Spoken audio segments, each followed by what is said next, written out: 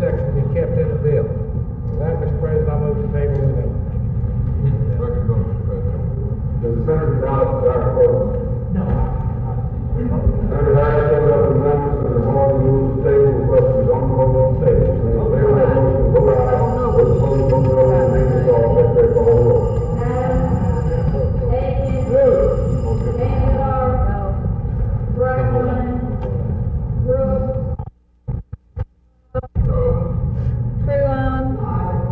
Williams.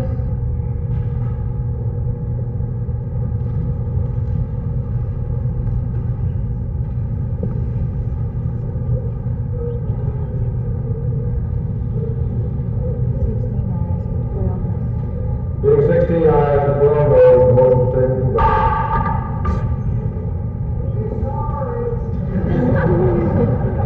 Final amendment.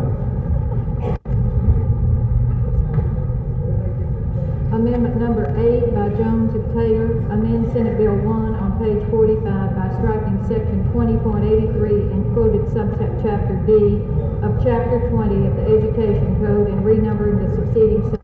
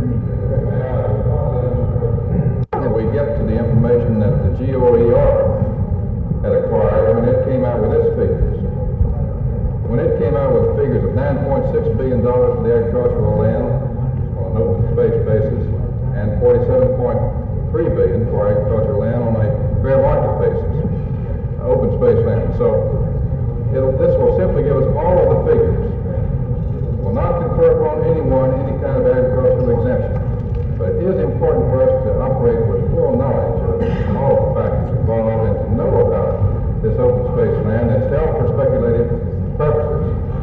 So I feel to you to vote aye. Mr. Wayne? Aye. Jones? No. Ms. Delco? Aye.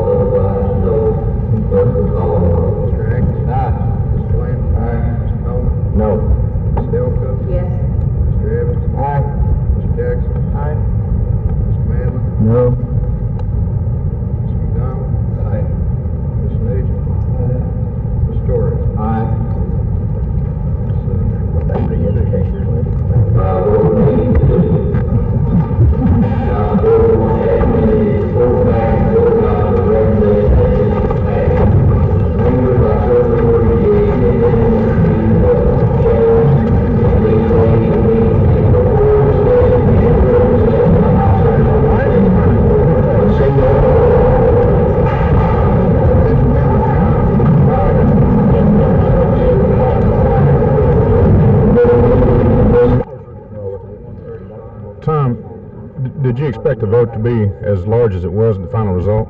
No. Do you think that you can get this bill through the House? You can get at least 76 votes on House Bill 1? Yes. Do you expect a big fight on the floor? Yes. I haven't seen an education bill yet that doesn't provoke a big fight on the floor, so I'm sure that the proponents and opponents of the critical areas will certainly be out there swinging. How long do you think it'll take you to get it through the House? I've quit trying to predict how long it's going to take to get something through the House. I would hope that we could finish it out in one day's debate, but I'm not going to predict that. Will it go to the House tomorrow on Wednesday? It's hard for me to see how we could get it to the House tomorrow. We've got to get it through the Legislative Council and then and to the committee, and the committee's got to refer it, and I don't know. I rather doubt that we can get it on the floor tomorrow.